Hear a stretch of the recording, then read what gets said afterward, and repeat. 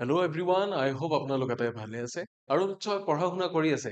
বিহু একেবাৰে ওচৰত, কিন্তু পৰীক্ষাৰ কাৰণে আমাৰ প্ৰস্তুতি চলিয়ে থাকিব আৰু চলি থাকিব লাগিব, যিহেতু পৰীক্ষাও ওচৰতে আছে। আৰু আমি যদি এইকেইটা দিন ভালকে নপঢ়ো তেতিয়াহ'লে আমাৰ পৰীক্ষাৰ ওচৰত গৈ হাহাকাৰ লাগিব, হয়নে?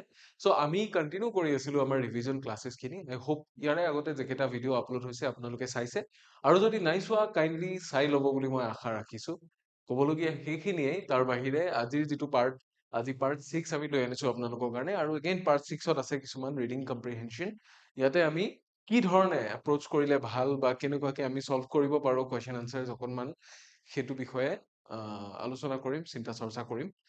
চ' আজিৰ যিটো ছেশ্যন সেইটো আৰম্ভ কৰিবলৈ ওলাইছো। আহক পলম নকৰি আৰম্ভ কৰো। আপোনালোক আটাইকে স্বাগতম জনাইছো ই কুঁহি পাঠৰ আন এটা ভিডিঅ'লে। নমস্কাৰ, মই ইমন, আপোনালোকৰ ইংলিছ টিচাৰ, আৰু আপোনালোকে পঢ়ি আছে ৰিভিজন ছেশ্যনছ উইথ মি। ইয়াতে MCQজে থাকিব মষ্টলি, আৰু ৰিডিং কম্প্ৰিহেনশ্যন খিনিও MCQজে আহিব ইয়াৰে পিছৰ কুৱেশ্যনছ খিনি। চ' আমি টাৰ্গেট কৰিছো JEE যিটো এক্সাম আছে আমাৰ আহিবলগীয়া 1 ফেব্ৰুৱাৰী তাৰিখে, আমি সেইটো টাৰ্গেট কৰিছো। কিন্তু যদি বেলেগ এক্সামৰ কাৰণেও আপোনালোকে প্ৰিপাৰেশ্যন চলাই আছে, তথাপিও এইখিনি বস্তু চাব পাৰে, কাৰণ আপোনালোকৰ কাৰণে হেল্পফুল হ'বলৈ গৈ আছে। এতিয়া আমি যাওঁ আহক আমাৰ আজিৰ প্ৰথমটো পেছেজৰ ফালে, যিটো কিহৰ ওপৰত AI, এটা খুব ইম্পৰ্টেণ্ট টপিক, হয় নে নহয়? আৰ্টিফিচিয়েল ইণ্টেলিজেন্স, অৰ্থাৎ যিটো আমি AI বুলি কওঁ, AI ইন হেল্থ কেয়াৰ। কেনেকে স্বাস্থ্যৰ যত্ন লোৱাৰ ক্ষেত্ৰত আৰ্টিফিচিয়েল ইণ্টেলিজেন্সে আমাক কেনেকে হেল্প কৰিব পাৰে? ডেফিনেটলি হেল্প কৰিব পাৰে। আপোনালোকে যদি ChatGPT সোধে যে মোক ডক্টৰে অমুকটো প্ৰেছক্ৰাইব কৰিছে, অমুকটো মই কেতিয়া খাব লাগে বা কি সময়ত খালে ভাল, ChatGPT কৈ দিব পাৰে। কিহৰ কাৰণে? কাৰণ তাত সেইবোৰ বস্তু সংযোজন কৰা হৈছে। চ' আৰ্টিফিচিয়েল ইণ্টেলিজেন্স, বৰ্তমান যিহেতু টেকনলজি বা AI ৰে সময়, চ' এইটোৰ বিষয়ে কি লিখিছে আমি চাওঁ আহক। আৰ্টিফিচিয়েল ইণ্টেলিজেন্স অৰ্থাৎ AI has emerged as one of the most transformative inventions of the modern age, particularly in the field of healthcare, by enabling machines to analyze vast amounts of medical data with speed and accuracy. AI has significantly improved diagnostic processes. তাৰমানে আমাৰ ৰোগ ধৰা পেলোৱা বা ৰোগৰ চিকিৎসাৰ যিটো process, সেইটো ডায়েগনচিছ বুলি কয়। ঠিক আছে? ইউ হেভ বিন ডায়েগন'জড উইথ অমুক তমুক, ডায়েগন'জ কৰা বুলি কয়। তাৰমানে কি? বেমাৰটো ধৰা পেলোৱা। চ' বেমাৰ ধৰা পেলোৱাৰ ক্ষেত্ৰত ইয়াৰ ট্ৰিটমেণ্টৰ দিশে কেনেকে আগবাঢ়িম, সেইটোৰ ক্ষেত্ৰত AI য়ে আজিকালি বহুত হেল্প কৰি আছে। কেনেকে ইমাৰ্জ কৰিছে as one of the most transformative inventions. এনেকুৱা এটা ইনভেনশ্যন, এনেকুৱা এটা আৱিষ্কাৰ বা উদ্ভাৱন, যিটো খুব কি হৈ আছে, সময়ৰ লগে লগে ট্ৰান্সফৰ্ম হৈ গৈ আছে। AI ৰ সহায়ত প্ৰথমতে কিবা নোট পাতি লিখিব পৰা আছিলে, ইমেজেছ বনাব পৰা হ'ল, এতিয়া ভিডিঅ' ক্ৰিয়েট কৰিব পাৰি, চব কৰিব পাৰি AI ৰ সহায়ত। তো AI আপোনাক কি কৰি দিব, হেল্থ কেয়াৰৰ ফিল্ডতো বহুতখিনি হেল্প কৰিব, by enabling machines to analyze vast amounts of medical data with speed and accuracy. Medical data বিলাক কি কৰিব পাৰিব, এনালাইজ কৰিব পাৰিব কিহে, AI য়ে। বহুত বেছি পৰিমাণৰ মেডিকেল ডেটা, যিটো খুব বেছি স্পীডতো কৰিব আৰু একিউৰেটলিও কৰিব, নিৰ্ভুলভাৱেও কৰিব। চ' AI has significantly improved diagnostic processes. ঠিক আছে? AI ৰ কি ইম্প্ৰুভমেণ্ট বা AI ৰ কি এডিশ্যন আছে আমি গম পালো। ইয়াৰ পিছত কি লিখিছে আমি চাম। Algorithms trained on thousands of medical images can now detect diseases such as cancer, pneumonia, and neurological disorders at an early stage, sometimes even before symptoms become apparent to human doctors. ঠিক আছে? Apparent মানে হৈছে চকুত পৰা। Algorithms বিলাক কেনেকে train কৰা হৈছে? Algorithms trained on thousands of medical images. বহুত হাজাৰ হাজাৰ মেডিকেল ফটো বা মেডিকেল ডেটা, এক্সপেৰিমেণ্ট, এইবিলাকৰ ৰিজাল্ট বা ইয়াৰে ৰিপৰ্ট, এইবিলাক লগ কৰি পেলাই কি কৰা হৈছে, এলগৰিথম কিছুমান বনোৱা হৈছে AI ৰ কাৰণে, যিবোৰে এতিয়া কি কৰিব পাৰে, কেঞ্চাৰ হওক, নিউমনিয়া হওক, বা নিউৰলজিকেল কিবা যদি ডিজৰ্ডাৰ থাকে, এইবিলাক খুব আৰ্লি ষ্টেজতে অত্যন্ত সোনকালে ধৰিব পাৰে। আনকি কেতিয়াবা কেনেকুৱা হয়, ডক্তৰে চাই যেতিয়া ধৰিব পৰা অৱস্থালৈ আহাই নাই, মানে কাৰণ চিমটমছ বিলাক ভিজিবল হ'ব লাগিব ডক্তৰে ধৰিব লাগিলে।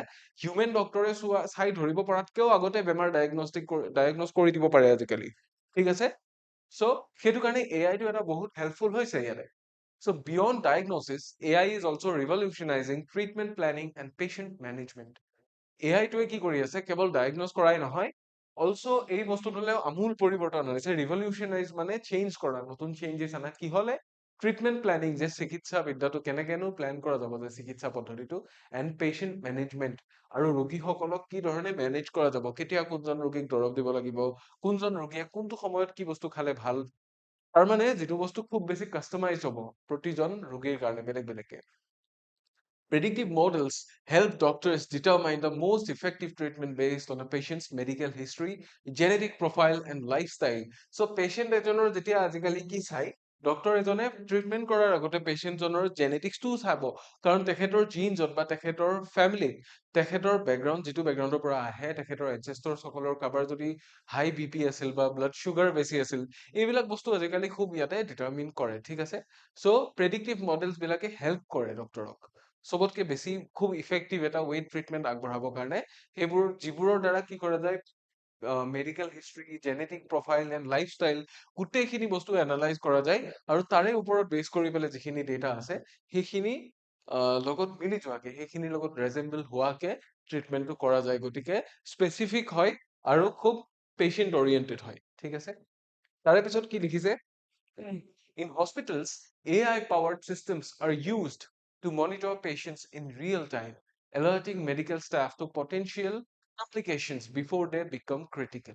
ঠিক আছে চ' AI powered systems বিলাক কিয় এড কৰে যাতে যিকোনো ৰোগীৰ কিবা অকণমান ইফাল সিফাল হলেই ক্ৰিটিকেল ষ্টেজলৈ যোৱাৰ আগতেই যাতে ডক্তৰ সকলে বা নাৰ্ছ সকলে মেডিকেল ষ্টাফে যাতে গম পাই যায় চ' ডেট এজ চুন এজ পচিবল যাতে একশ্যনছ ল'ব পাৰে আৰু একশ্যনছখিনি ল'লে কি হ'ব তেতিয়া ৰিয়েল টাইমত গম পাব যেতিয়াই আচলতে কিবা এটা কমপ্লিকেশ্যন হৈছে আমি কেতিয়াবা আমাৰ হিউমেন বডিত কি হয় বহুত আমাৰ ছিক্স চেন্স আছে যদিও কি হয় আমাৰ কেতিয়াবা ভিতৰি এনেকুৱা কিছুমান বেমাৰ হৈ থাকে বা কোনোবাটো সময়ত বেমাৰটো এনেকুৱাকে উক দিয়ে আমি নিজে গম নাপাওঁ মানে নিজে আমি গম নাপাওঁ কি হৈ যায় পিছত অকণমান যেতিয়া চিমটমছ বিলাক বেছি চিভিয়াৰ অৱস্থালৈ যায় তেতিয়া আমাৰ কি হয় হেতা ওপৰা লাগে তেতিয়া আমাৰ হাহাকাৰ লাগে গতিকে এই যেতিয়া এআই প্ৰচেছ যেতিয়া এআই পাৱাৰ্ড চিষ্টেমছ বিলাক ইউজ কৰা যাব মনিটৰ কৰিব ৰিয়েল টাইমত যে একচুৱেলি কোনটো টাইমত প্ৰব্লেমটো হৈছে যিটো টাইমত হৈছে সেইটো টাইমতে ধৰা পেলাব আৰু সেইটো টাইমতে কি কৰিব সেইটো টাইমতে সেই বস্তুটো ক্ৰিটিকেল হোৱাতকে আগতে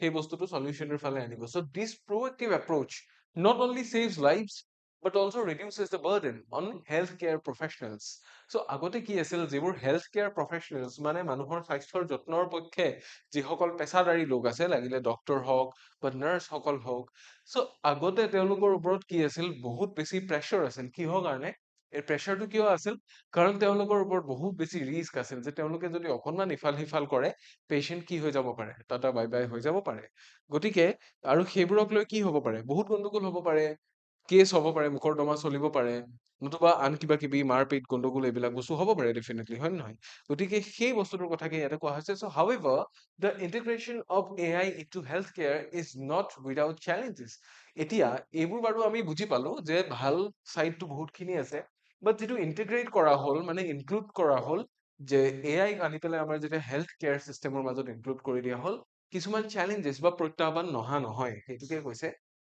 কেনেকুৱা ধৰণৰ যেনে ethical concerns related to data privacy algorithmic bias and over dependence on machines remain unresolved আচ্ছা এইখিনি বস্তু এতিয়ালৈকে সলভ হোৱা নাই যে কিছুমান বস্তু এলগৰিথমিক বায়াস হৈ যায় যে এটা এলগৰিথম মানুহ এজনৰ যদি হিষ্ট্ৰীত বোলে চুগাৰ থকা কিবা এজন আছে কিন্তু মানুহ এজনৰ একচুৱেলি বেমাৰটো চুগাৰৰ কাৰণে হোৱা নাই কিবা বেলেগ এটা কাৰণত হৈছে বাট এলগৰিথমটোৱে সিফালে টানি লৈ যায় অলপ বেছিকে এলগৰিথমিক বায়াস হয় কেতিয়াবা ডেটা প্ৰাইভেচি যে পেচেণ্টজনৰ প্ৰাইভেট ডাটাখিনি প্ৰাইভেট হৈ নাথাকিবও পাৰে কিবা কাৰণত আনে গম পাব পাৰে এণ্ড অভাৰ ডিপেণ্ডেঞ্চ অন মেচিনছ মেচিনৰ ওপৰত যদি অভাৰ ডিপেণ্ডেঞ্চ হৈ যায় তেতিয়া কি কেতিয়াবা মেচিন ফেইল হ'বও পাৰে হয় নে নহয় কেতিয়াবা ঠিকে কাম নকৰিবও পাৰে গতিকে যদি আমি বহুত বেছি মেচিনৰ ওপৰত ডিপেণ্ডেণ্ট হৈ যাওঁ ডেফিনেটলি আমাৰ কি হ'ব প্ৰব্লেমছ হ'ব বহুত প্ৰব্লেমছ আহিব ইয়াতে লগতে কৈছে যে সেই প্ৰব্লেমছবোৰ এতিয়ালৈকে ৰিজল্ভ কৰিব পৰা হোৱা নাই লগতে কোৱা হৈছে moreover AI systems require high quality data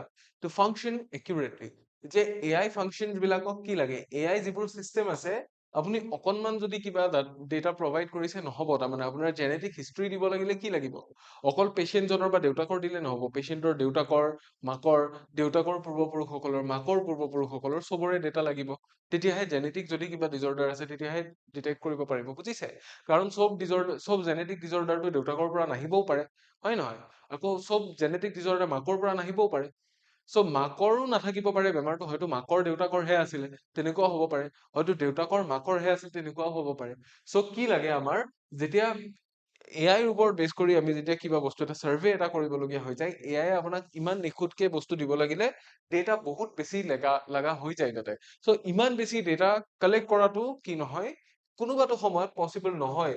একিউৰেচিৰ কাৰণে বা একিউৰেটলি ফাংচন কৰিবৰ কাৰণে বহুত বস্তু লাগে। চ' flawed or incomplete data can lead to incorrect conclusions. যদি ফ্ল আছে ডাটাখিনি কালেক্ট কৰোতে বা ডেটাখিনি কমপ্লিটকে দিয়া হোৱা নাই, ঠিক আছে, যদি দিয়া যায় যে পেচেণ্টজন 24 ঘণ্টাৰ ভিতৰত মৰিব পাৰে যদিহে এইটো দৰৱ খুওৱা নহয়, যদিহে এইটো দৰৱ খুওৱা নহয় বুলি যদি কোৱাই নহয়, তেতিয়া 24 ঘণ্টাৰ ভিতৰত মৰিব ওলোৱা পেচেণ্ট এজনক যিমান ক্ৰিটিকেল কেয়াৰ দিব সিমানখিনি তাতে দিব, ৰাইট? চ' কি ইনকাৰেক্ট কনক্লুজন আহিব পাৰে কেতিয়াবা। ডাজ সেই ধৰণে কি while AI holds immense promise, AI এ বহুত বেছি আমাক কি AI টো বহুত বেছি প্ৰমিচিং হয় যে AI ত বহুত বেছি স্কোপ আছে। আমি চাই পেলাই অনুমান কৰিব পাৰো যে AI ৰ পৰা আমি বহুত কিবা কিবি বস্তু পাব পাৰো, not only for the time being but for the near future either. So its implementation must be guided by strict regulations and human oversight. So AI টো যেতিয়া আমি কামত পৰিণত কৰিম, কাৰ্যকৰী যেতিয়া কৰিম, ইমপ্লিমেন্ট কৰিম, তেতিয়া কিন্তু ইয়াক ষ্ট্ৰিক্ট ৰেগুলেশ্যনছ দিব লাগিব যাতে AI টো যোনে শুনে যেনেকে তেনেকে যাতে ব্যৱহাৰ নকৰে, আৰু লগতে মানুহে ইয়াৰ ওপৰত কি ৰাখিব লাগিব, নজৰ ৰাখিবই লাগিব। হিউমেন অভাৰচাইট দৰকাৰী। চ' এইখিনিয়ে বেছিক কথা যিখিনি আমাক কোৱা হৈছে কিহৰ regarding AI, inclusion of AI in health care বা মেডিকেল চাইন্স আমি তেনেকেও ক'ব পাৰো। চ' ফাৰ্ষ্ট যিটো কুৱেশ্যন দিছে আমাক, এইটো কি সুধিছে, the primary benefit of AI in health care as mentioned in the passage is its ability to dash. So প্ৰথম কোনটো এবিলিটিৰ কথা কৈছিলে, AI ৰ প্ৰথমটো বেনিফিট হিচাপে কোনটো এবিলিটিৰ কথা কৈছিল? এই এবিলিটিৰ কথা কৈছিল যে আমি কি কৰিব পাৰো, replace doctors entirely বুলি কৈছে, reduce hospital infrastructure costs, analyze large medical data sets efficiently নে eliminate ethical concerns বিলাক নাইকিয়া কৰি দিব নেকি? ethical concerns আমি eliminate কৰিব নোৱাৰো, right? বা ডক্টৰক entirely replace কৰিব নোৱাৰো বা হস্পিটেল ইনফ্ৰাষ্ট্ৰাকচাৰৰ খৰচ কমাই দিব নোৱাৰে। এখন হাস্পতাল নিৰ্মাণত বা ইয়াৰ আন্তঃগাঁথনি নিৰ্মাণত যিমান খৰচ হয় সেইটো খৰচ AI কমাই দিব নোৱাৰে। চ' ইয়াৰ আনসাৰটো কি হ'ব, যে যিবোৰ ডেটা আছে এনালাইজ কৰে, মেডিকেল ডেটা চেটছ বিলাক এফিচিয়েন্টলি খুব কম সময়ত আৰু খুব একিউৰেটলি এনালাইজ কৰিব পাৰে AI বুলি পেলাই আমাক কোৱা হৈছিল। চ' প্ৰথম যিটো কুৱেশ্যন, ইয়াৰে আনসাৰ কোনটো হ'ব? ইয়াৰে আনসাৰ হৈ যাব অপশ্যন চি, ঠিক আছে? অপশ্যন চি হৈ যাব ইয়াৰে আনসাৰ। দেন আমি ইয়াৰে পিছৰ কুৱেশ্যনটো ফালে যাম। ইয়াতে কি দিয়া হৈছে চাব, কি সুধিছে, according to the passage AI helps doctors in treatment planning by dash. AI এ পেছেজটোৰ মতে AI এ ডক্তৰ সকলক হেল্প কৰে কি প্লেনিং কৰিবলৈ, prescribing medicines automatically, predicting the most suitable treatment নে reducing the need for patient interactions নে standardizing all medical procedures. Medical procedure বিলাক কেতিয়াও ষ্টেণ্ডাৰ্ডাইজিং কৰাৰ কথা এতিয়ালৈকে হোৱা নাই, ইয়াৰে পিছত হয়তো হ'ব পাৰে। মেডিচিনছ অটোমেটিকেলি প্ৰেছক্ৰাইব নকৰে ডেফিনেটলি। most suitable treatment নে reducing the need for patient interaction, patient ইণ্টাৰেকশ্যনৰ নিডটো কমাই নিদিয়া নহয় বাৰু, কোনো ক্ষেত্ৰত পেচেণ্ট ইণ্টাৰেকশ্যনৰ নিডটো নকমা নহয়, কাৰণ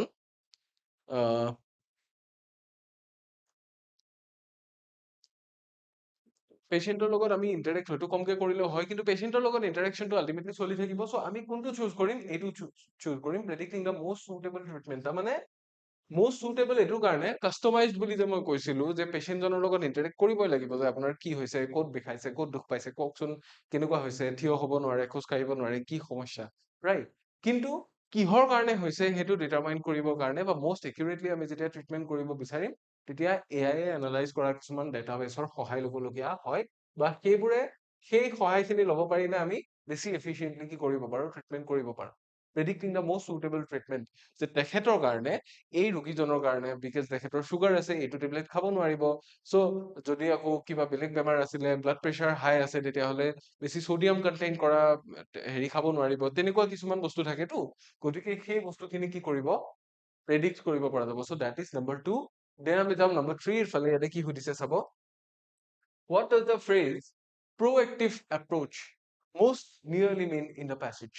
proactive approach মানে কি, reactive response after damage নে immediate emergency treatment নে preventive action taken in advance নে experimental medical practice? Actually preventive action, prevent মানে কি, বাধা দিয়া, taken in advance, যাতে আগতীয়াকে লোৱা কিছুমান action, যিবোৰ actionে কি কৰিব পাৰে, proactive মানে সেইটো যে যিটো বস্তু ভৱিষ্যতে হ'ব পাৰে সেইটোৰ কাৰণেও এতিয়া সাজু আছো মই, তেতিয়াহ'লে I am proactive, right? So preventive action taken in advance, এইটোৰ কথাকে কোৱা হৈছে যে আগতীয়াকে লোৱা কিছুমান preventive action, যিবোৰৰ কাৰণে in future কিবা এটা ৰোগৰ পৰা বেমাৰীজন হাত সাৰি থাকিব বা critical situationলে যোৱাৰ পৰা বাচিব, ৰক্ষা পৰিব, সেই বস্তুটোকে কোৱা হৈছে. So option C will be the answer for question number 3. Then আমি চাম number 4 অৰ ফালে, ইয়াতে কি দিছে চাব. Which of the following is cited as a challenge in adopting AI in healthcare? যে AI টো healthcare যেতিয়া আমি দিম, মানে healthcare AI টো যেতিয়া adopt কৰিব বিচাৰো আমি, তলত দিয়া কেইটাৰ ভিতৰত কোনটো এটা challenge, কোনটো প্ৰত্যাহ্বান? lack of public interest, the shortage of medical professionals, নে ethical and data related issues, নে excessive financial profits? Profit বহুত বেছি হোৱাটো challenge নেকি? নহয়, right? Public interest নাই নেকি তাতে? Public interest আছে, মানুহেটো বেছি efficient way ব্যৱহাৰ হলে ভাল পায়. So shortage of medical professionals, shortage হৈ আছে নেকি? নাই. আৰু AI আমাক কি নিবিচাৰে? AI বহুত বেছি মানুহ তাতে include হোৱাটো নিবিচাৰে. AI মানুহৰ uses টো কমাইহে দিব চাগে. So আমাৰ ইয়াতে problemটো কোনটো? যে ethical and data related issues, যে data privacy ৰ কথা যে কৈছিল, and ethical যিখিনি concerns আছে সেইখিনি কথা ইয়াতে কোৱা হৈছিল. গতিকে question number 4 ৰ answerটো হৈ যাব option কিমান? C হৈ যাব ইয়াতে. ঠিক আছে, then আমি যাম question number 5 অৰ ফালে. ইয়াতে কি দিয়া আছে চাব. The author's attitude toward AI in healthcare can best be described as, অথৰজনৰ যিটো attitude AI ৰ প্ৰতি বা AI ৰ ওপৰত অথৰজনৰ যিটো ধাৰণা, সেইটো কি ধৰণে আমি describe কৰিব পাৰো, ইয়াক কি বুলি ক'ব আমি পাৰো, সেইটো ইয়াতে সুধিছে. কেনেকুৱা ধৰণৰ বুলি ক'ব পাৰো? Completely skeptical, নে overly optimistic, নে balanced and cautious, নে indifferent? কোনটো হ'ব? Definitely balanced and cautious. Balanced কৰি ৰাখিছে তেখেতে, যে ভাল বেয়া দুইটা চাইড দিছে আৰু লগতে অকনমান সাৱধানেও থকাটো বিচাৰিছে আমাৰ যিখিনি common people আছে এইখিনি. গতিকে definitely we have to go with option C for question number 5. যে balanced ও হয়, cautious ও হয়. ঠিক আছে? Indifferent নহয় বা skeptical বা optimistic, overly optimistic নহয়. Yes, he's a little bit optimistic regarding the diagnostics, but he's not entirely optimistic. He has also talked about the flaws regarding AI. ঠিক আছে? So এইখিনি আছিল passage number 1 ৰ questions. এবাৰ আমি আৰু এটা passageৰ ফালে যাম, কিন্তু তাৰে আগতে দুটামান কথা আপোনালোকক জনাব বিচাৰিছো. বহুতো এনেকুৱা candidate আছে যিখিনি আপোনালোকৰ ADRE batchত enroll কৰিব বিচাৰি আছে, কাৰণ JEE কাৰণে হয়তো আপোনালোকৰ form fill up নহল, ADRE দিম বুলি পেলাই ভাবিছে, আগৰ ADRE কেইটাত আপোনালোকে হয়তো অলপৰ কাৰণে ৰৈ গল বা হয়তো নিদিলে কিবা অসুবিধাৰ কাৰণে, এতিয়া আপোনালোকে হয়তো প্লান কৰি আছে নতুনকে ADRE exam দিম বুলি, examৰ ডেট হয়তো ঘোষণা হোৱা নাই, কিন্তু প্ৰায়বোৰ ইনষ্টিটিউটতে কি হৈছে, কোৰ্চ বিলাক লাহে লাহে ষ্টাৰ্ট হৈছে. So ADRE 3.0 ৰ কাৰণে আমাৰ অলৰেডি দুটা বেটচ হৈ আছিলে, যে প্ৰথম যিটো বেটচ আছিলে কম্প্ৰিহেনসিভ কোৰ্স, সেইটো আমাৰ কমপ্লিট হৈ গল অলৰেডি. এতিয়া আমাৰ যিটো ক্ৰাশ কোৰ্স আছে জুজাৰু বুলি, সেই বেটচটো চলি আছিলে, কিন্তু ভাল খবৰ এটা এইটোৱে যে এই গোটেইখিনি বস্তু মাৰ্জ কৰি আৰু কিছু নতুন ক্লাছ এড কৰি with new additions to our PDFs, to our study materials, to our classes, আমি নতুন এটা বেটচ লঞ্চ কৰিবলৈ গৈ আছো, যিটো হ'ব ADRE 3.0 ফাউণ্ডেশ্যন বেটচ, আৰু যিটো এভেইলেবল থাকিব অসমীয়া আৰু ইংৰাজী দুইটা মিডিয়ামতে. ঠিক আছে, আপোনালোকৰ কাৰণে both online and offline দুইটা মিডিয়ামত এভেইলেবল থাকিব এই যিটো কোৰ্স আছে ADRE 3.0 ফাউণ্ডেশ্যন বেটচ. মনত ৰাখিব, not crash course, not comprehensive course. ইয়াতে ফাউণ্ডেশ্যনটো আপোনালোকৰ আমি মজবুত কৰিম. ফাউণ্ডেশ্যন মানে কি? ভেটি. আপোনালোকৰ ভেটিটো আমি মজবুত কৰিম, য'ত আপোনালোকে গোটেইখিনি সাবজেক্টছৰে লাইভ এণ্ড ৰেকৰ্ডেড ক্লাছেছ পাব, কাৰেণ্ট এফেয়াৰ্ছৰ PDF লাভ কৰিব, ফুল লেন্থ মক টেষ্ট 10টা পাব ইয়াতে, 150 প্লাছ ক্লাছেছ আপোনালোকে গোটেইকেইটা সাবজেক্ট মিলি পাব, আৰু লগতে গোটেই প্ৰিভিয়াছ ইয়াৰৰ যিমান কুৱেশ্যনছ পেপাৰ আছে সেইবোৰ এনালাইচিছ ইয়াতে লাভ কৰিব. আৰু লগতে জনাই থৈ দিওঁ, যদি ইণ্টাৰেষ্টেড হয় তেতিয়াহ'লে ডেফিনেটলি আপোনালোকে কি কৰিব পাৰে, স্পেচিয়েল অফাৰ কিছুমান চলি আছে, এইবিলাক কুপন কোড, আৰু যদি আপোনালোকে বিচাৰে তেতিয়াহ'লে মোৰ এটা কুপন কোড আছে, দিছ ইজ অনলি মোৰ ষ্টুডেণ্টছ খিনিৰ কাৰণে, আপোনালোক যিসকলে ইচ্ছা কৰে 10% এক্সট্ৰা ডিছকাউণ্ট আপোনালোকে পাব, 10% ডিছকাউণ্ট অন অল কোৰ্চেছ, যি কোৰ্চেই নলওক আপোনালোকে, যদি ADRE 3.0 ফাউণ্ডেশ্যনৰ বাবেও ইণ্টাৰেষ্টেড হয় বা যদি বেলেগ কোৰ্চৰ কাৰণেও ইণ্টাৰেষ্টেড হয়, আপোনালোকে মোৰ কুপন কোডটো ইউজ কৰিব. কুপন কোডটো কি? IK10. ঠিক আছে, I মানে ইমন, K মানে কল্যাণ, 10. ঠিক আছে, I think I need to change the color before writing. ইয়াতে মই লিখি দিছো, ঠিক আছে. এইটো হৈছে মোৰ ফোন কল IK10 এই কোডটো ইউজ কৰি আপোনালোকে ডিসকাউন্ট লাভ কৰিব পাৰিব যিসকল ইন্টাৰেষ্টেড ষ্টুডেন্টস ঠিক আছে so kindly do it kindly enroll to our batch if you guys are interested all right let us move on to our next set of questions before moving on to the questions we need to go through the passage as well technological innovation and renewable energy মানে কি যিটো শক্তি আমি পুনৰ ব্যৱহাৰ কৰিব পাৰো বা নৱীকৰণযোগ্য হয় সো টেকনলজিকেল কিছুমান ইনোভেশনৰ কথা ইয়াতে আমাক কোৱা যাব ঠিক আছে আমি প্যাসেজটো পঢ়িছো technological innovation has played a pivotal role in advancing renewable energy solutions across the globe.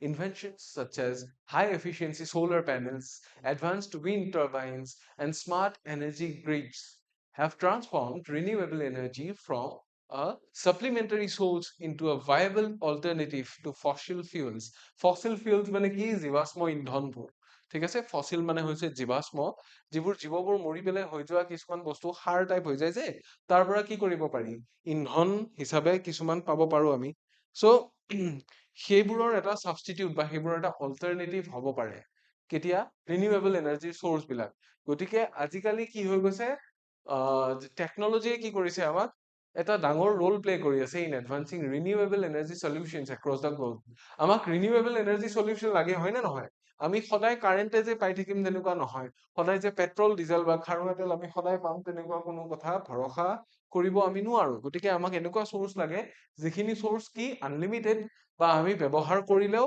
শেষ হৈ নাযায় কেনেকুৱা যেনে সূৰ্যৰ পোহৰ হয় নে নহয় সূৰ্যৰ পোহৰ পৃথিৱীত যেতিয়া বতাহ বলিব সূৰ্যৰ পোহৰ আহিব এইবিলাক বস্তুৰ পৰা আমি শক্তি আহৰণ কৰিব পাৰো ৰাইট সো হাই এফিচিয়েন্সি সোলাৰ পেনেলস উইণ্ড টাৰ্বাইনছ মানে বায়ুকল বুলি আমি যেটো কওঁ এণ্ড স্মাৰ্ট এনাৰ্জি গ্ৰিডছ এইবিলাক কি ৰিনিউৱেবল এনাৰ্জিটোক এইবিলাক বস্তুৱে ট্ৰান্সফৰ্ম কৰিছে ফ্ৰম আ সাপ্লিমেন্টাৰী সোৰ্স মানে এনেই লগত থকা এটা এডিশনেল সোৰ্সৰ পৰা আজিকালি কি হৈ গৈছে ভায়াবল অল্টাৰনেটিভ টু ফসিল ফিউলছ জীৱাশ্ম ইন্ধনবোৰৰ এটা প্ৰকৃত অল্টাৰনেটিভ হৈ গৈছে এতিয়াতো ইলেক্ট্ৰিক কাৰ চলে হয় নে নহয় সোলাৰ পেনেলত চাৰ্জ দিব পৰা কাৰো ওলাব লাহেকে তেনেকুৱা সো কি these technologies have not only increased energy output but have also reduced costs making clean energy more accessible to developing nations so চাও clean energy মানে কি clean energy meaning to এইটোৱে যে যিবোৰ এনাৰ্জি প্ৰয়োগ কৰা বা যিবোৰ এনাৰ্জি উলিয়াওতে আমি কি কৰিবলগীয়া নহয় ধোঁৱা এৰিবলগীয়া নহয় বা আমাৰ চৌপাশৰ যিটো পৰিবেশ আছে সেইটো যাতে পলিউট হৈ নাযায় পলিউটেড হৈ গলে কি বহুত বেয়া কাৰণ পেট্ৰল ডিজেল এইবিলাক আমি যেতিয়া পঢ়ো একটো আমাৰ ইন্ধন শেষ হৈ গৈ আছে এইবোৰ ৰিনিউৱেবল সোৰ্সেছ নহয়তো এবাৰ পুৰা যোৱা পেট্ৰল খিনি আমি আৰু ঘূৰাই নাপাও লগতে পেট্ৰল পৰিলে যেটো গ্যাস ওলাই ডিজেল পৰিলে যেটো গ্যাস ওলাই আমাৰ বায়ুমণ্ডলটো কি কৰি আছে প্ৰদূষিত কৰি আছে হয় নহয় গতিকে এই যিবোৰ এনাৰ্জিৰ সোৰ্সেছ এইবোৰৰ ব্যৱহাৰটো খুব ভাল আৰু এইবোৰে কেৱল এনাৰ্জি আউটপুটটো ভাল কৰাই নহয় ই কি কৰিছে খৰচো কমাই দিছে মানুহৰ তেলতকৈ কম খৰচত হয় কাৰণ আপুনি সোলাৰ পেনেল এবাৰ লগালে আপুনি বাৰে বাৰে বিল দি থাকিব নালাগে ডেফিনেটলি হয়নে বিল দি থাকিব নালাগে আপুনি জেনাৰেটৰ এটা চলোৱাৰ নিচিনাকে বাৰে বাৰে তেল কিনি থাকিব নালাগে সো এইটো বস্তু কি হৈছে making clean energy more accessible to developing nations developing যিবোৰ উন্নয়নশীল ৰাষ্ট্ৰ আছে এইবোৰত যিটো ক্লিন এনাৰ্জি সেইটো বেছি এক্সেসিবল হৈ গৈছে এতিয়া so one significant breakthrough is the development of energy storage systems energy storage systems আছে lithium ion and solid state batteries battery কিছুমান আছে য'ত আমি এনাৰ্জি ষ্টৰ কৰিব পাৰো এতিয়া ফৰ এক্সাম্পল আমি ইনভাৰ্টাৰৰ কথাও ক'ব পাৰো হয়নে ইনভাৰ্টাৰৰ কথাও ক'ব পাৰো যে কাৰেণ্টত এই চাৰ্জ হৈ থাকিল যেতিয়া কাৰেণ্ট নাথাকিব আমাক এনাৰ্জিটো কি বেকআপ দিয়ে বেটাৰী বিলাকে হয়নে তেনেকুৱা so these inventions address the intermittent nature of renewable energy by storing excess power for use during periods of low generation যেতিয়া পাৱাৰ আমি ষ্টৰ কৰি ৰাখিম যেটো টাইমত লো জেনাৰেশন হ'ব বা শক্তি বেছি নাপাম আমি সেইটো সময়ত ইউজ কৰিব পৰাকে শক্তিখিনি কি কৰি ৰাখা যাব তাতে জেনাৰেট কৰি বা তাতে ষ্টৰ কৰি ৰাখা যাব এতিয়া সোলাৰ এনাৰ্জিৰ কথা যে কোৱা হৈছে তাতেও বেটাৰী লাগে হয় নে নহয় সেইটো কথা আপোনালোকে গম পায় নে যে বেটাৰী থাকে সেই বেটাৰীটো চাৰ্জ হ'ব ইনভাৰ্টাৰৰ নিচিনাকে চাৰ্জ খালি কাৰেণ্টৰ পৰা নহয় সোলাৰ এনাৰ্জিৰ পৰা হয় আৰু সেই বেটাৰীটো যেতিয়া চাৰ্জ হ'ব আমি তাৰ বেকআপটো যিমান ভাল আমি সেই হিচাপে কাৰেণ্ট নাথাকিলে বা বেলেগ কোনোবা সময়ত তাক ইউজ কৰিব পাৰিম কেতিয়াবা এনেকুৱা হয় বোলে গৰমৰ দিনত আপোনাৰ কি হৈ আছে প্ৰচুৰ ৰ'দত যেতিয়া সেই বেটাৰীটো চাৰ্জ হৈ থাকিব ৰেগুলাৰলি আপুনি কাৰেণ্টৰ একো ইউজ নকৰিলেও আপুনি চলিব পাৰিব ৰাইট তেনেকুৱা ধৰণৰ তাৰে পিছত কি আছে আমি চাম এজ এ ৰিজাল্ট ইয়াৰ ফলশ্ৰুতি হিচাপে কি হৈছে renewable energy systems have become more reliable and capable of meeting continuous demand যে ৰিনিউৱেবল এনাৰ্জিৰ যিবোৰ চিষ্টেম আছে যিবোৰ প্ৰণালী আছে such as inverter such as solar system বা বায়ুকলৰ কথাকে কৈ যাওঁ এইবোৰ আজিকালি বেছি নিৰ্ভৰযোগ্য হৈছে মোৰ reliable and capable of meeting continuous demand যে আমাৰ যিবোৰ কণ্টিনিউৱাছ ডিমাণ্ড আছে যে আমাৰ এবাৰ প্ৰয়োজন হ'ল ব্যৱহাৰ কৰিলো শেষ হৈ গ'ল তেনেকুৱা নহয়তো লাগিয়ে থাকে চ' সেইবোৰ কণ্টিনিউৱাছ ডিমাণ্ডটো মিট কৰিব পৰা হৈছে সেই যিটো প্ৰয়োজন সেইটো পূৰাব পৰা হৈছে লাহে লাহে চ' ডিছপাইট দিছ এডভান্সমেণ্ট চেলেঞ্জেছ পাৰচিষ্ট যে এইবোৰ এডভান্সমেণ্ট বা এইবোৰ ষ্টেপ থকাৰ বাহিৰেও কিছুমান কি আছে প্ৰত্যাহ্বান এতিয়াও আছে the production of renewable technology often relies on rare mineral যে ৰিনিউৱেবল এনাৰ্জি আপুনি প্ৰডিউচ কৰোঁতে কিছুমান ৰেয়াৰ মিনাৰেলছৰ ওপৰত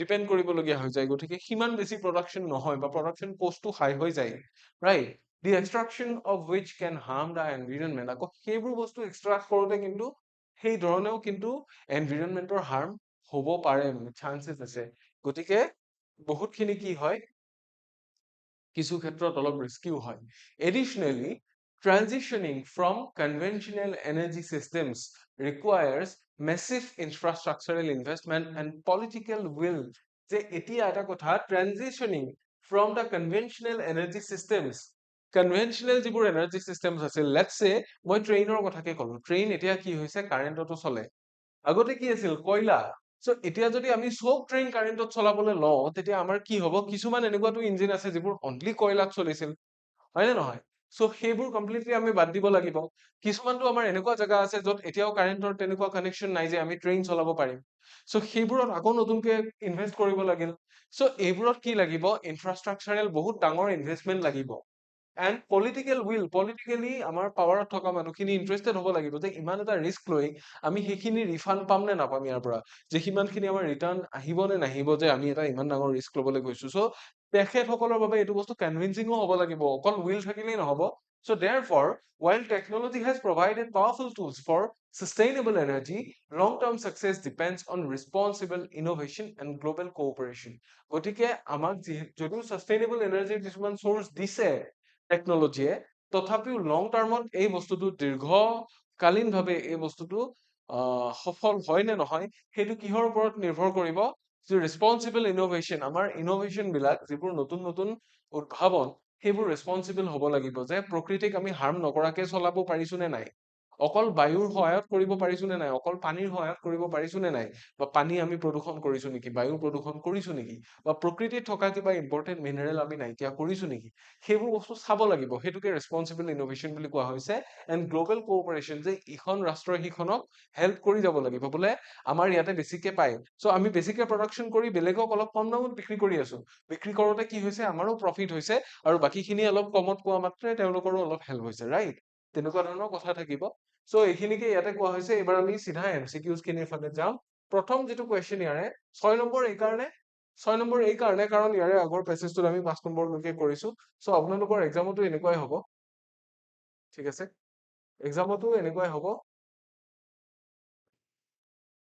6 নম্বৰটো ফালে আহিছো alright according to the passage renewable energy has become a viable alternative mainly due to যে renewable energy টো এতিয়া এটা viable alternative হৈ আহিছে কিহৰ কাৰণে public awareness campaigns নে technological advancements নে international treaties নে depletion of fossil fuels আচলতে মেইন কথাটো হৈছে টেকনলজিকেল এডভান্সমেণ্টছে হয় যে প্ৰযুক্তিবিদ্যাৰ যিহেতু আগবাঢ়ি গৈছে প্ৰযুক্তিবিদ্যা আগবাঢ়িছে আমাৰ বহুখিনি গতিকে ডেফিনেটলি এইটো বস্তু কি হ'ব পাৰে এইটোৱে আমাৰ কাৰণ যিটোৰ কাৰণে কি হৈছে ৰিনিউৱেবল এনাৰ্জিটো এটা ভাইবল অল্টাৰনেটিভ হৈ গৈছে কিহৰ অল্টাৰনেটিভ পাৱাৰ চ'ৰ্চ বিলাকৰ ঠিক আছে এনাৰ্জিৰ যিবোৰ চ'ৰ্চ আছে তাৰে এটা ভাইবল অল্টাৰনেটিভ হৈ গৈছে কনভেনচনেল যিবোৰ ৱেজ আছিল সেইবোৰৰ চ' দেট ৱাজ নম্বৰ 6 এবাৰ আমি যাম নম্বৰ 7ৰ ফালে ইয়াতে কি দিয়া আছে চাব the main purpose of energy storage systems is to energy storage system or main purpose to কি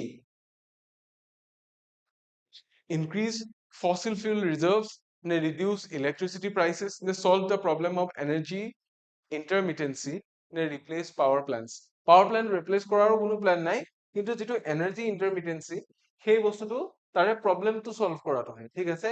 ইলেক্ট্ৰিচিটি প্ৰাইচেছো কম নকৰে বা ফসিল ফিউল কি কৰিব নোৱাৰে, ৰিজাৰ্ভ যিবোৰ আছে সেয়াৰ সংখ্যা বঢ়াই দিবও নোৱাৰে আৰু বাঢ়ি নাযায়, যিবোৰ আগৰ পৰা আছে সেইখিনিয়ে থাকিব মোষ্ট প্ৰবেবলি, হয় নে নহয়? চ' ই কি কৰিব পাৰিব, অনলি এটা প্ৰব্লেম সলভ কৰিব পাৰিব যে এনাৰ্জি ইণ্টাৰমিটেঞ্চি। যে ইণ্টাৰমিটেণ্ট মানে বুজি পাইছেনে, যে ইটো সময়ৰ পৰা সিটো সময়লৈ চলি থকা, তাৰ মানে এইটোকে আমি ক'ব পাৰো যে কাৰেণ্ট নাই, কাৰেণ্ট এই যে গ'ল নেক্সট কাৰেণ্ট অহালৈকে, এই যে এইকেইদিন লোড শ্বেডিং হৈ আছে বা এইকেইদিন কাৰেণ্ট কাট খাই গ'ল, এইকেইদিন আকৌ অহালৈকে, এই মাজৰ যিখিনি সময় এইখিনি সময়খিনিৰ পৰিপূৰক হিচাপে সেইটোকে ইণ্টাৰমিটেঞ্চি বুলি কোৱা হৈছে। চ' এইটোকে ইয়াতে কোৱা হৈছে যে অপশ্যন চিটোৱে ইয়াতে আমাৰ আনচাৰ হৈ যাব কুৱেশ্যন নম্বৰ 7ৰ কাৰণে। দেন আমি যাম নম্বৰ 8ৰ ফালে। ইয়াতে কি দিছে চাব, which word best describes the role of technology in renewable energy development। ঠিক আছে, যে ৰিনিউৱেবল এনাৰ্জি ডেভেলপমেণ্টৰ ক্ষেত্ৰত যিটো প্ৰযুক্তিবিদ্যাৰ ভূমিকা হ'ব, সেইটোক তলৰ কোনটো ৱৰ্ডে ডিছক্ৰাইব কৰে, যে মাৰ্জিনেল, ডিষ্ট্ৰাকটিভ, পিভটেল নে এক্সিডেণ্টেল। এক্সিডেণ্টেলটো ডেফিনেটলি নহয়, বাট পিভটেল ৱৰ্ডটো আমি পাইছিলো আৰু এইটোৱে কোৱা হৈছে, ঠিক আছে। পিভটেলটোকে কোৱা হৈছিল আমাৰ আনচাৰত। পিভটেল শব্দটো আপোনালোকে কি বুলি ক'ব পাৰে, ক্ৰুচিয়েল বুলিও ক'ব পাৰে, ঠিক আছে। পিভটেলৰ আমি যদি চিনোনিমছ যদি চাওঁ তেতিয়া কি হ'ব পাৰে, let's look at a few synonyms. কি হ'ব পাৰে, কালাৰটো বদলাই পেলাই লিখি দিছো মই, ক্ৰুচিয়েল হ'ব পাৰে, ক্ৰুচিয়েল, ইম্পৰ্টেণ্ট হ'ব পাৰে, হয় নহয়, আৰু কি হ'ব পাৰে, চিগনিফিকেণ্ট, তেনেকুৱা হ'ব পাৰে, ৰাইট। চ' পিভটেলটো হৈ গ'ল আমাৰ আনচাৰ কিহৰ কাৰণে, কুৱেশ্যন নম্বৰ 8ৰ কাৰণে। এইবাৰ আমি যাম কুৱেশ্যন নম্বৰ 9ৰ ফালে, ঠিক আছে। কুৱেশ্যন নম্বৰ 9ৰ ফালে যাম। ইয়াতে কি কৰা হৈছে চাব, one environmental concern mention in a passage is, পেছেজটোত এটা এনভাইৰনমেন্টেল কনচাৰ্নৰ কথা মেনশ্যন কৰিছে, যে এটা এনেকুৱা ইছ্যুৰ কথা কৈছে যিটো বস্তু কি হ'ব পাৰে, প্ৰব্লেম হ'ব পাৰে, যে air pollution from turbines, excessive electricity generation, নে মাইনিং অফ ৰেয়াৰ মিনাৰেলছ, নে over use of solar panels. চলাৰ পেনেলৰ কোনো অভাৰ ইউজ বুলি কথা নাই, কাৰণ সূৰ্যৰ শক্তি শেষ হৈ নাযায়, এখন পেনেলে এটা জেগাত ৰ'দ পালে আনখন পেনেললে নাইকিয়া হৈ নাযায়। চ' এইটো বস্তু কি হ'ব নোৱাৰে, অভাৰ ইউজ হ'ব নোৱাৰে। চ' এই অপশ্যনটো ইৰিলেভেণ্ট ইয়াতে, ঠিক আছে। এক্সেছিভ ইলেক্ট্ৰিচিটি জেনেৰেশ্যন বুলি যে কৈছে, এক্সেছিভ ইলেক্ট্ৰিচিটি জেনেৰেশ্যনটো এটা প্ৰব্লেম নহয়। যদি এক্সেছিভ ইলেক্ট্ৰিচিটি জেনেৰেট হৈ আছে, আমি ইউজ কৰিব পাৰিম, আৰু এক্সেছিভ ইলেক্ট্ৰিচিটি জেনেৰেট কৰিব পৰাকে ইমান এনাৰ্জি চৰ্চেছ আমাৰ নাই, আৰু এনাৰ্জি চৰ্চেছ যদি থাকিলোহেঁতেন তেতিয়াও আমি লাগাখিনিয়ে জেনেৰেট কৰিম, right. So' air pollution from turbine, টাৰ্বাইনে এয়াৰ পলিউট কৰে নেকি, ডেফিনেটলি নকৰে। টাৰ্বাইন মানে কি, যিটো কল ঘূৰে যে, ঘূৰোতে এয়াৰ পলিউট হয় নেকি, নহয়। একচুৱেলি এয়াৰ টাৰ্বাইনছৰ কথাকে কৈছে, বাট এইটোৱে প্ৰব্লেম কৰিব পাৰে, যে মাইনিং অফ ৰেয়াৰ মিনাৰেলছ, কিহৰ কাৰণে, য'ত আমি ৰিনিউৱেবল চ'ৰ্চ অফ এনাৰ্জি বিলাক বনাওতে সেই যিবোৰ এলিমেন্ট লাগে আমাক বেটাৰী বনাবৰ কাৰণে বা আন কিবা ৰিচাৰ্জেবল বা renewable source of energy create কৰা যিবোৰ মিনাৰেল আছে, সেই মিনাৰেলছবোৰ আমি কি কৰো, আল্টিমেটলি মাটিৰ পৰাই মাইন কৰি কৰি উলিয়াও। চ' এইবোৰে আমাক কি কৰিব পাৰে, যদি নাইকিয়া হৈ যায় তেতিয়াহ'লে আমাৰ কাৰণে এটা চেলেঞ্জ ক্ৰিয়েট কৰিব পাৰে। চ' ডেফিনেটলি অপশ্যন চিটো হৈ যাব আনচাৰ, ঠিক আছে। একৰ্ডিং টু দা পেছেজ গৈ আছো, ইয়াতে বেছি ক্ৰিটিকেল বা ডিফিকাল্ট বস্তু একো নাই। আই হোপ আপোনালোকে চাই ক্লাছটো ধুনীয়াকে বুজি আছে, ঠিক আছে। তাৰে পিছত আমি নেক্সট কুৱেশ্যনটোৰ ফালে আহিছো। Most probably this will be the last question that today we are discussing. The passage suggests that the future success of renewable energy depends on dash. যে ৰিনিউৱেবল এনাৰ্জিৰ যিটো ফিউচাৰ ছাকচেছ, ভৱিষ্যতে যে ৰিনিউৱেবল এনাৰ্জি যদি সফল হ'বলৈ হয়, তেতিয়া সি কিহৰ ওপৰত নিৰ্ভৰ কৰি আছে, এলিমিনেটিং ফসিল ফিউলছ ইমিডিয়েটলি, নে ইনক্ৰিজিং কনজিউমাৰ ডিমাণ্ড এলোন, নে responsible innovation and cooperation. Yes, definitely responsible innovation and কোঅপাৰেশ্যনটো গ্ল'বেল কোঅপাৰেশ্যন বুলি আমাক কৈছিল। এইটো চবতকে ডাঙৰ factor, if we want it to become কি, আমি যদি ইয়াক ডিপেণ্ডেবল বা ৰিনিউৱেবল এনাৰ্জিটো কি কৰিব বিচাৰো, এটা ডিপেণ্ডেবল চ'ৰ্চ অফ এনাৰ্জি হিচাপে, dependable source for gaining energy হিচাপে যদি ট্ৰিট কৰিব বিচাৰো, তেতিয়াহ'লে ডেফিনেটলি অপশ্যন চিটো হৈ যাব আমাৰ শুদ্ধ উত্তৰ, য'ত কি আছে ৰেছপন্সিবল ইনোভেশ্যন লাগিব, হয়নে, য'ত বোলে আমি বেছি ফসিল ফিউলবোৰ বেছিকে ইউজ কৰা নাই, ৰেয়াৰ মিনাৰেলবোৰ আমি কি কৰা নাই, ৱেষ্ট কৰা নাই, পেট্ৰল ডিজেল ৱেষ্ট কৰা নাই, আৰু আমাৰ যিটো এনভাইৰনমেন্ট সেইটো আমি বেয়া কৰা নাই, পলিউট কৰা নাই। গতিকে এই গোটেইখিনি কিহৰ ভিতৰত থাকিব, ৰেছপনচিবল ইনোভেশ্যনৰ ভিতৰত থাকিব। আৰু কোঅপাৰেশ্যনটো কি, এটা গ্ল'বেল কোঅপাৰেশ্যন হ'ব লাগিব। কেনেকে হ'ব লাগিব, মই মেছেজটো পঢ়োতে আপোনালোকক অলৰেডি এইটো বস্তু কৈছো। চ' এইটো হৈ যাব আমাৰ ইয়াৰে আনচাৰ। ক'বলগীয়া ইমানখিনিয়ে, আই হোপ আপোনালোকে চাই ভাল পালে। এতিয়া আছে এইটো টেলিগ্ৰাম সম্পৰ্কীয় ঘোষণা। আপোনালোক যদিহে আমাৰ সৈতে টেলিগ্ৰামত জড়িত হোৱা নাই, তেতিয়াহ'লে ইটছ হাই টাইম আপোনালোক জড়িত হ'ব লাগে।